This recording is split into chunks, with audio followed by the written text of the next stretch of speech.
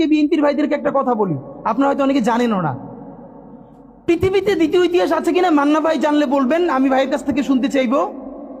জিয়াউর রহমান তো একজন সামরিক শাসক ছিলেন।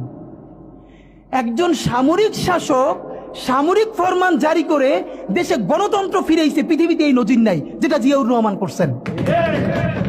আপনারা কি জানেন এই যে জিয়াউর রহমান গণতন্ত্র ফিরাইলেন, যার মাধ্যমে আওয়ামী লীগও রাজনীতি করার সুযোগ পাইল বাকশালের পর, সেটা কিসের মধ্য দিয়ে? তখন তো সংসদ নাই, সংবিধান তো সংশোধনও করা যাইতেছিল না। কিসের মধ্য দিয়ে? জিয়াউর রহমানের সামরিক ফরমানের মধ্য দিয়ে। পৃথিবীর একমাত্র একজন সামরিক শাসক যিনি ফিল করলেন না সামরিক পন্থা দিয়ে করা যাবে না, গণতন্ত্রে ফিরতে হবে। এবং দেখেন হাসিনারে এবং আওয়ামী লীগের চরিত্রটাই হলো এরকম, এর যে একটু ভালোবাসে তারই সে হত্যা করে।